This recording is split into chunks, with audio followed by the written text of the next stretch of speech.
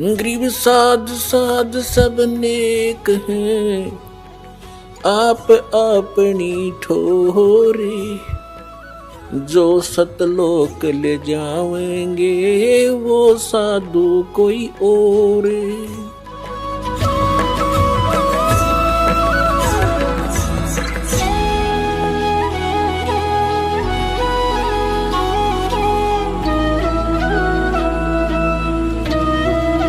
इस मेडिटेशन में आप सुनना चाहते हो, कुछ देखना चाहते हो, तो यदि जैसे सतयुग त्रेता द्वापर में परमात्मा ने काल को इसलिए छूट दे दी थी कि उन दिनों में घने पुण्यकर्मी प्राणियों का जन्म होता है उस युगों में, और वो पिछले पुण्यकर्मी संस्कारी पुण्य साधक होते हैं।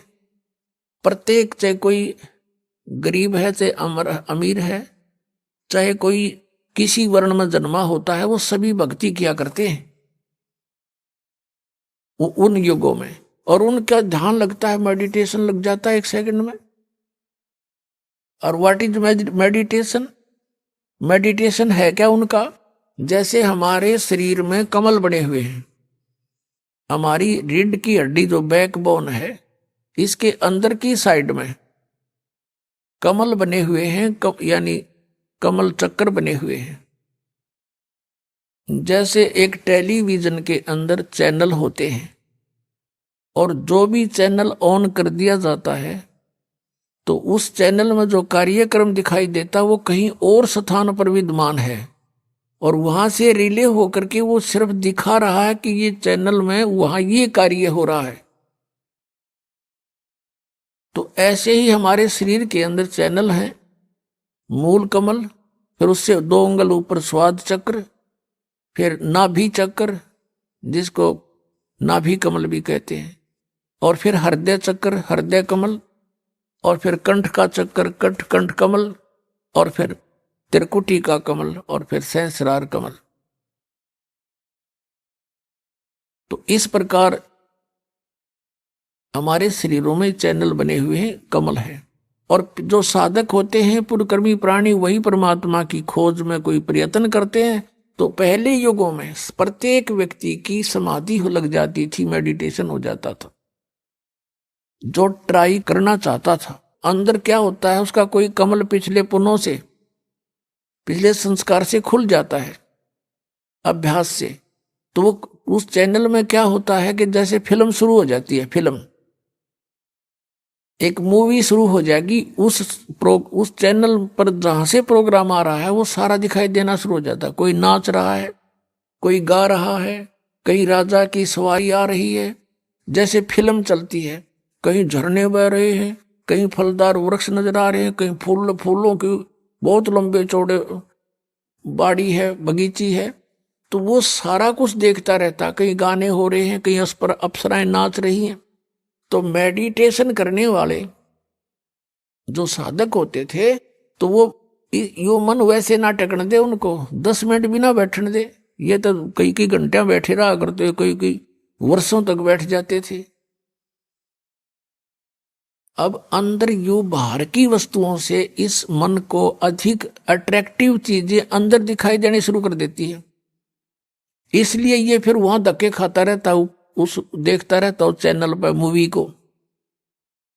ना ये सिमरण करता, सिर्फ बैठ के हठ योग हो गया, इस तप बन गया। तप से राज प्राप्ति होती है, तप से राज मदमानम, और जन्म तीसरे फिर शुक्र सवानम।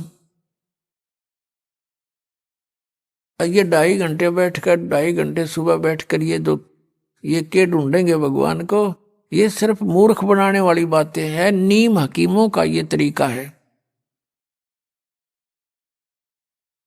तो ऐसे ये ऋषि लोग सतयुग त्रेता द्वापर में ऐसे साधना किया करते, सभी करते थे।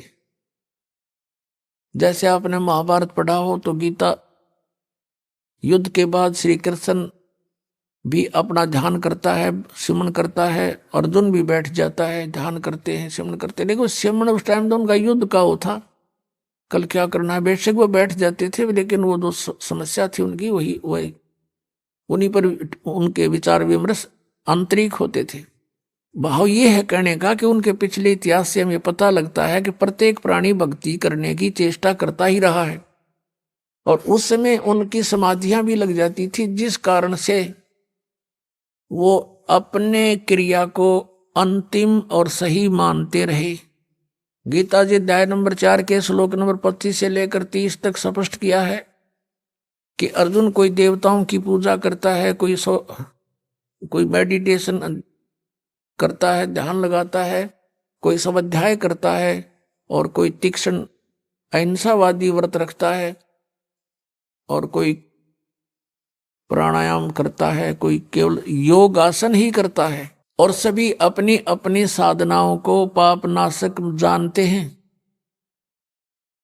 फिर गीता जी अध्याय नंबर 4 के श्लोक 32 में कहा कि अर्जुन, ऐसी धार्मिक अनुष्ठानों की जानकारी विस्तार के साथ सच्चिदानंद घन ब्रह्म की वाणी में ब्रह्मणे मुखे, उसमें कही गई है सही विस्तार के साथ। परमेश्वर ने स्वयं आकर अपने मुख कमल से बोली है, वो साधना है सही, और वो है तत्व ज्ञान। चौथे अध्याय के 34वें श्लोक में कहा कि फिर वो उस तत्व ज्ञान को तू तत्वदर्शी संतों के पास जाकर समझ, उनको दंडवत प्रणाम करने से, कपट छोड़ करके उनसे प्रार्थना करने से वो तत्वदर्शी संत तुझे परमात्म तत्व का ज्ञान कराएंगे, उनसे पूछो। तो इससे एक तो ये सिद्ध हो गया कि Gita is not complete knowledge.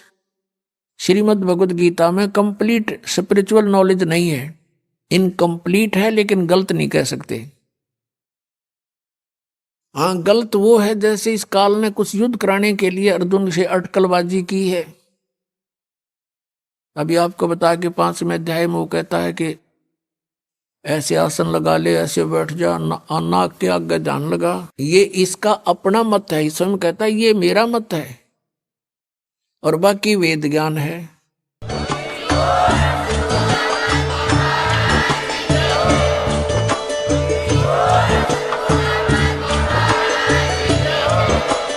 आप सुन रहे थे जगत गुरु तत्वदर्शी संत रामपाल जी महाराज जी के मंगल प्रवचन। अधिक जानकारी के लिए विजिट कीजिए हमारी वेबसाइट www.jagatgururampalji.org। संत रामपाल जी महाराज जी के शुभ आशीर्वाद से पूरे विश्व भर में 500 से भी ज्यादा नाम दीक्षा केंद्र हैं, जिन पर संत रामपाल जी महाराज जी द्वारा ऑनलाइन निशुल्क नाम दीक्षा दी जा रही है। अपने नजदीकी नाम दीक्षा केंद्र का पता करने के लिए संपर्क करें 8222880541।